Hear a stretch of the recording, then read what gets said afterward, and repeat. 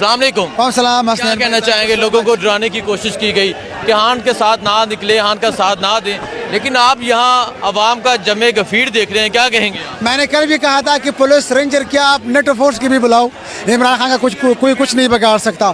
آج جس طرح لاہور نکلا اور جس طرح پاکستان نکلا ہے نا، اس کا کوئی ثانی نہیں. اور یہ امپورٹڈ سرکار اور ان کے سہولت کاروں کے لیے ایک پیغام ہے کہ خان کے ساتھ اللہ کے بعد عوام کی طاقت ہے، اور جس کے ساتھ یہ طاقت ہونا اس کو کوئی نہیں گرا سکتا. تو سب عمران خان کے ساتھ کھڑے، اور جنون ہے، پیشن ہے، ایک جذبہ ہے، پاکستانیت ہے.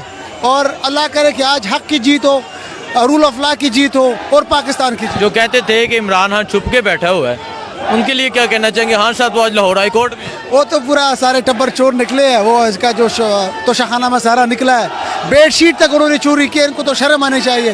ان لوگوں کی کوئی ویلیو نہیں ہے، ان کو جواب دو. یہ تو پپٹس لوگ ہیں، بٹ پالش لوگ ہیں، ان کا کوئی یہ حق نہیں بنتا کہ وہ اس طرح بات کرے. تو یہ ہے کہ عمران خان کے ساتھ سارے لوگ کھڑے ہیں، اور جس طرح یہ بتا رہے ہیں کہ خان صاحب نہیں نکل سکتا، خان صاحب عدالت کے پاس جا رہے ہیں، لیکن میں خود خان صاحب سے ریکویسٹ کروں گا کہ آپ اس طرح کوئی گرفتاری نہ دیں. خان کے خلاف کوئی کیس نہیں ہے. آپ نواز شریف کو کمپیئر کریں عمران خان کے ساتھ، وہ تو پاناما لیکس میں ایک سرٹیفائڈ چور تھا، اس کا تو نام آیا تھا.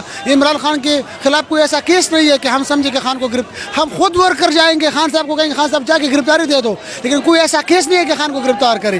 جو بھی کرے خان انشاءاللہ کا وزیر اعظم بنے گا اور ایک ملک عظیم ملک بنے گا. بہت شکریہ جی. اسلام